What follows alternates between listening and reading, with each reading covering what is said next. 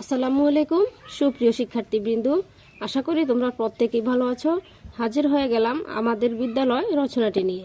খুবই সহজে লিখে দিয়েছি, তোমরা সম্পূর্ণ ভিডিওটি দেখলে বুঝতে পারবে, যাতে তোমরা খুব সহজেই শিখতে পারো। ভূমিকা: বিদ্যালয় মোদের বিদ্যালয়, এখানে সভ্যতারই ফুল ফুটানো হয়। বিদ্যালয় হচ্ছে বিদ্যা শিক্ষার কেন্দ্র। আমি যে বিদ্যালয়ে পড়ালেখা করি তার নাম আদর্শ সরকারি প্রাথমিক বিদ্যালয়। এটি আমার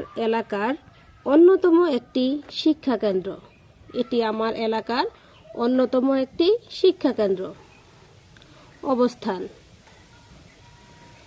আদর্শ সরকারি প্রাথমিক বিদ্যালয়টি চাঁদপুর জেলার হাজীগঞ্জ উপজেলার মেনাপুর গ্রামের মাঝামাঝি খুবই মনোরম একটি পরিবেশে অবস্থিত। বিদ্যালয় ভবন: আমাদের বিদ্যালয়ে দুইটি পাকা ভবন আছে, একটি 3 তলা ভবন এবং আরেকটি 1 তলা বিশিষ্ট ভবন। এতে 10টি কক্ষ আছে। এগুলোর ভেতর একটি অফিস কক্ষ এবং একটি লাইব্রেরি কক্ষ, অন্য কক্ষগুলোতে ক্লাস হয়ে থাকে। ছাত্রছাত্রী ও শিক্ষক মণ্ডলী: আমাদের বিদ্যালয়ের ছাত্রছাত্রীর সংখ্যা প্রায় 235 জন। শিক্ষা দেওয়ার জন্য রয়েছে 6 জন সুযোগ্য শিক্ষক।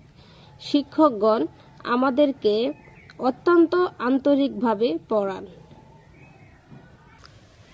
লাইব্রেরি: আমাদের বিদ্যালয়ের লাইব্রেরিটি বেশ সমৃদ্ধ। এখানে নানা ধরনের বই রাখা আছে। লাইব্রেরি থেকে বই ধার নিয়ে বাড়িতে পড়া যায়। বিদ্যালয়ের মাঠ: আমাদের বিদ্যালয়ের সামনে বড় একটি মাঠ আছে। মাঠের এক পাশে একটি ফুল বাগান ও অন্য পাশে কয়েকটি ঔষধি গাছ রয়েছে। খেলাধুলা: আমাদের বিদ্যালয়ের মাঠে আমরা খেলাধুলা করি। বিদ্যালয়ে একজন ক্রীড়া শিক্ষক আছেন, তিনি নিয়মিত খেলাধুলা ও শরীরচর্চা পরিচালনা করে থাকেন। অনুষ্ঠান: আমাদের বিদ্যালয়ে নানা ধরনের অনুষ্ঠানের আয়োজন করা হয়। সাংস্কৃতিক অনুষ্ঠানের জন্য আমাদের বিদ্যালয়টির বেশ সুনাম রয়েছে। প্রতি বছর ফেব্রুয়ারি মাসে আমাদের বিদ্যালয়ের বার্ষিক ক্রীড়া প্রতিযোগিতা ও সাংস্কৃতিক অনুষ্ঠান হয়ে থাকে। এছাড়াও আন্তর্জাতিক মাতৃভাষা দিবস, স্বাধীনতা দিবস ও বিজয় দিবস সহ বিভিন্ন দিবসে নানা রকম আয়োজন করা হয়ে থাকে। ফলাফল: আমাদের বিদ্যালয় ফলাফলের দিক দিয়ে অন্যতম। প্রতি বছর আমাদের বিদ্যালয় থেকে 8-10 জন ছাত্রছাত্রী প্রতি বছর ট্যালেন্ট পুলে বৃত্তি পেয়ে থাকে। উপসংহার: আমাদের বিদ্যালয় একটি উন্নত ও আদর্শ বিদ্যালয়।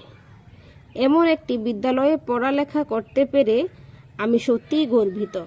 তো বন্ধুরা, এই ছিল রচনাটি। কেমন হয়েছে অবশ্যই কমেন্টে জানাবে। আর ভালো লেগে থাকলে অবশ্যই আমার চ্যানেলটিকে সাবস্ক্রাইব করে আমার সঙ্গে থাকবে। আল্লাহ হাফেজ।